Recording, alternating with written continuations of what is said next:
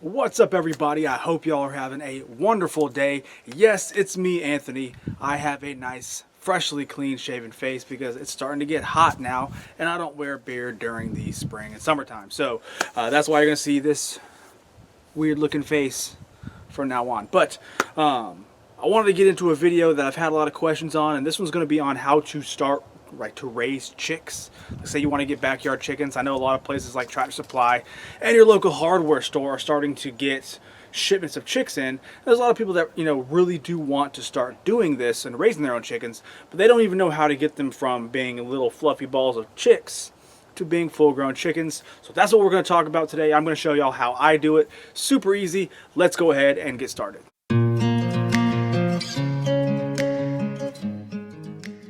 Alright, so the first thing you need to understand whenever you want to have chickens is they require three simple things: food, water, and warmth. I don't care if it's 80 degrees outside during the daytime at your house. You cannot leave chicks outside unless they are fully feathered, because they require the feathers to trap in air to keep themselves warm. If you put a chick outside without a mother and it goes below 75 degrees, they will not last long. So you want to make sure that if you are going to be buying chicks, you are taking care of their heat needs with a heat lamp. Now this is one of those things where you don't need to have fancy dancy whatever to get this done. I'm going to show you my setup that I've had for the last 8 years. Yes, I've been raising chickens for that freaking long. So this setup I have right here, I have used for 5 different batches of chickens.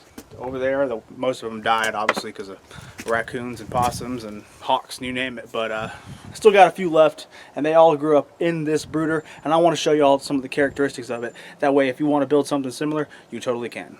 Here is my brooder. If you have anywhere that you raise chicks, it's going to be called a brooder. You can call it a chick house, you can call it a lady house, you can call it the little prostitution pen. It doesn't really matter, because this is where chicks go, right?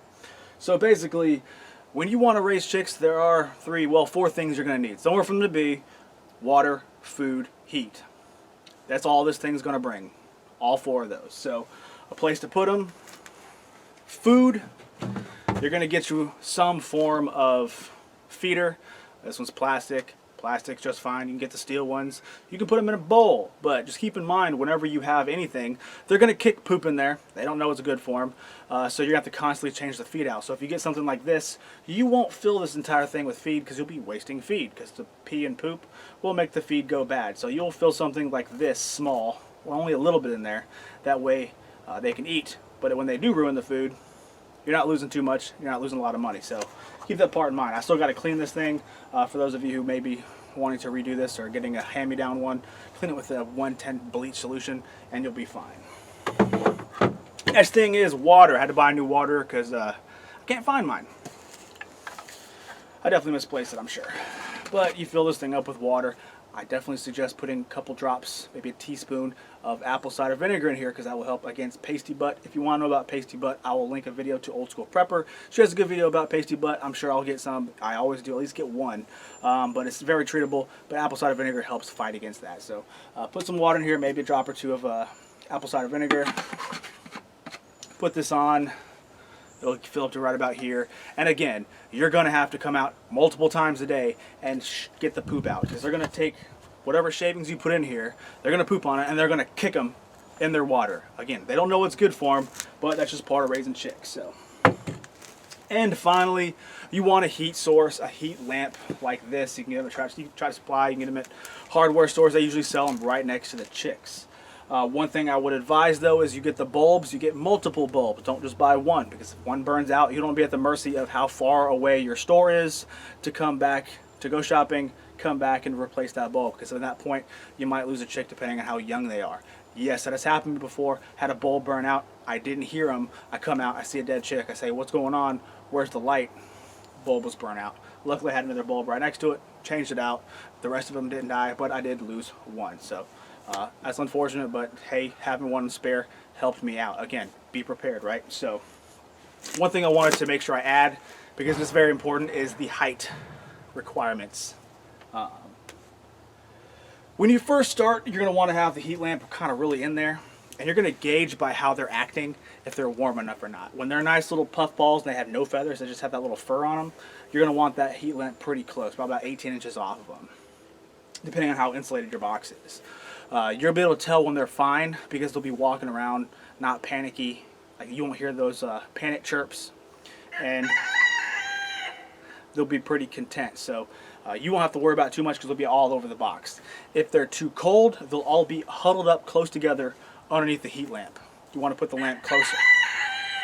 If they're too warm, they'll be huddled as far away from the lamp as possible and they'll most likely be panting.